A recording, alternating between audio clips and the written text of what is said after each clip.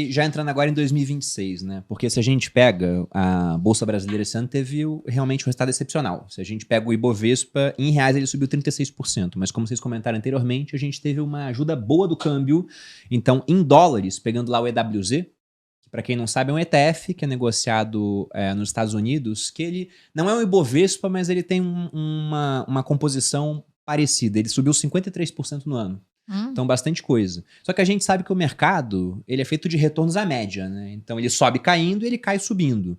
Depois de um ano tão positivo, o que vocês enxergam para 2026? É meio que uma realização, o pessoal falou, pô, agora já teve esse efeito de um dólar mais fraco, do pessoal saindo dos Estados Unidos e começando a alocar em emergentes, e aqui tem uma disputa muito 50-50, então talvez não seja um ano tão positivo. Ou não, vocês enxergam que, cara, 2026 tende a ser um ano positivo, porque apesar da subida, a gente pode falar que a nossa bolsa não tá cara ainda. Para alguns até tá barata, né? Eu acho que março é muito corte esse ano que vem, né? Porque é quando todo mundo começa a oficializar as candidaturas. Então, Lula vem? Ah, Lula vem. Considerando o cenário, eu acho que ele vem. Eu acho que ele vem. Eu acho que ele vem candidato e eu acredito... É no largo osso, né? Eu também e ele não tá tão ruim de saúde assim, se você for ver. Pô, tem cena dele correndo pra fazer discurso no palanque. Ele não tá tão ruim. Caramba, eu quero ele presidente, não, mas ele não tá tão ruim de saúde assim. Então eu acho que ele vem... Não parece mesmo que tá ruim de saúde. Eu acho que continua sendo a dupla com o Tarcísio. E pra mim, ano que vem é brincar é pesado isso. É olhar muito pra Banco do Brasil, que é a ação da Vol pro ano que vem. Então, não, se você acha que é Lula, olhe pra Banco do Brasil. Se você acha que não é Lula, olhe pro Ibovespa. Acho que eu separaria bem isso para ano que vem.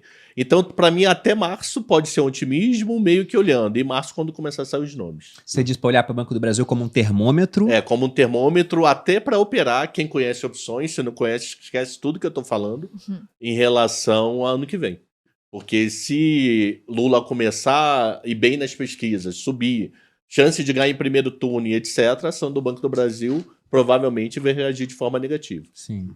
Eu tô mais otimista com o ano que vem, acho que por alguns fatores. Primeiro, a gente acredita que a gente vai ter... Você sempre tá meio otimista, né? Eu tenho observado esse seu comportamento. Exato, cara. Pô, eu acho que eu tenho que começar a ser... a Volve da louca. Eu acho que eu tenho que começar a ser como uma gêmea negativa lá, né? Que ela vive melhor, né? Como ela só espera o ruim, toda surpresa é positiva. Verdade. Mas enfim, por quê, né? Eu acho que efetivamente a gente vai ter corte da taxa Selic. Pô, Gui, mas a Selic vai cair muito? Não.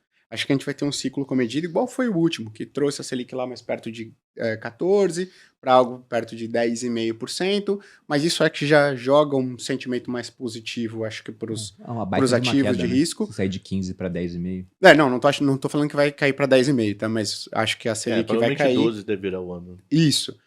Acho que isso tende a jogar um sentimento mais positivo. A expectativa do mercado é de começar os cortes quando? Em janeiro e março. Tem janeiro e março? Janeiro. 60%, 70% precificado o primeiro corte em janeiro.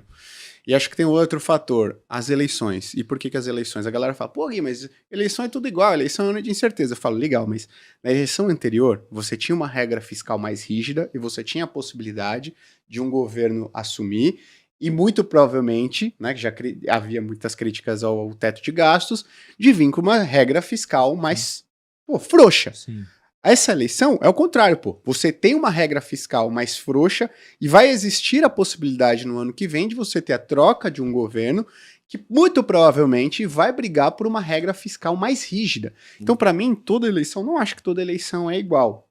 Pode ser mais parecida em termos de volatilidade, mas em termos de precificação dos ativos, eu acho que é algo diferente. Eu acho que hoje a gente está vivendo um cenário que a gente tem uma regra fiscal mais frouxa, que a gente não consegue fazer uma projeção de estabilização da dívida pública brasileira, ela vai e sobe acima de 90% e não se estabiliza nunca e não cai nunca, e a gente vai começar a olhar com mais atenção e mais carinho para o ano que vem, para uma possibilidade de ter uma troca do governo que implemente uma regra fiscal mais rígida. Então, pô, Gui, ano que vem você é louco, você espera um cenário mais positivo pro ano que vem, ano de eleição. Eu falo, legal, mas qual que é o pior cenário pra você? O cara fala, pô, o governo do PST ser reeleito. Fala, então tá bom, então você espera que no pior cenário os próximos 4 anos sejam tão ruins, igual esses 4 anos que a gente tá vivendo? E no melhor cenário tem uma troca. Eu falo, legal. Eu falo, sabe qual que é o ponto? O mercado nem tá olhando atentamente, ou pelo menos não tá se posicionando de maneira relevante para as eleições ainda. Por quê? Porque uma boa parte do mercado tem um incentivo de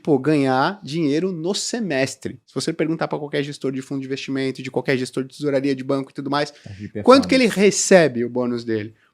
É auferido a performance dele de semestre em semestre. Então por que o cara ele vai assumir uma posição relevante ou apostar mesmo num cenário que ele concorda que vai ocorrer em outubro do ano que vem agora? Não tem incentivo nenhum em fazer isso.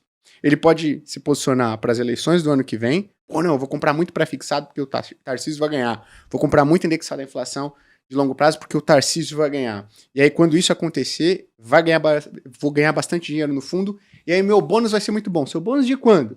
No final no começo 27. De 2027. Meu bônus vai ser muito bom, no começo de 2027. Mas você tem 2, 3 bônus até lá. Aí ele fala, puta, é verdade. Ainda tem o Trump, tenho que, o ano de 2026 inteiro. Então deixa. Tá muito cedo. Quando isso começar a acontecer, para eu começar a me posicionar. E isso não é em um outro fundo, cara.